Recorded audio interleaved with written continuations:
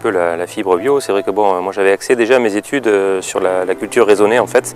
Déjà on avait remis en question un petit peu cette lutte systématique chimique quoi en fait. Donc déjà bon, en 98, j'avais par exemple à l'époque réimplanté un petit peu des dromes. Et c'est des prédateurs naturels si tu veux d'araignées en fait.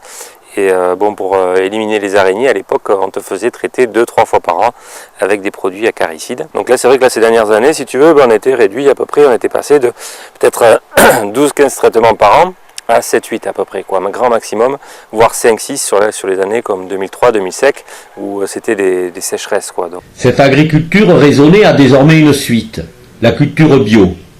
La démarche impose 3 années de carence avant d'obtenir le précieux label.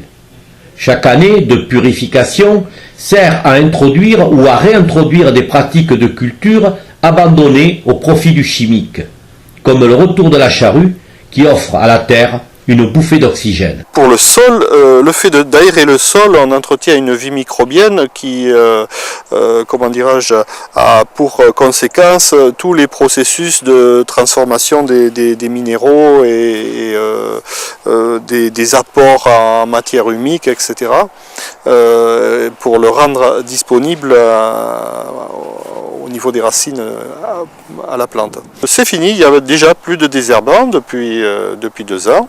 Et même je ne l'utilisais pas, je ne généralisais pas, j'ai toujours, comment dirais-je, limité l'utilisation du désherbant, parce que bon, ben, comme dit Papé, tout ce que ça fait au lapin, c'est pas bon pour les humains, comme mon vin, j'en bois aussi.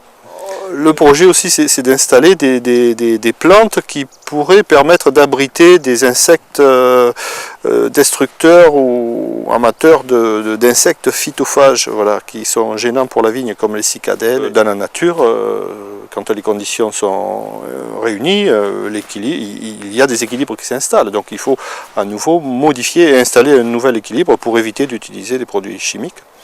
Le raisin issu de la culture biologique ne suffit pas à élaborer un bon vin au sens gustatif du terme. Son élevage reste un art, d'autant plus complexe en bio que son élaboration doit s'effectuer le plus naturellement possible. Dans la mesure où on peut faire, par exemple, amener un vin à 2 hivers, par exemple, c'est le cas d'une cuvée Bordeaux supérieur, élevée et mise en bouteille à pouvoir se passer de collage et de filtration, ce qui a pour objet d'obtenir un vin plus ample, plus gras, souvent plus riche. Nous avons été obsédés ces dernières par l'optimisation du facteur temps. Ça coûte cher, la main-d'œuvre, etc.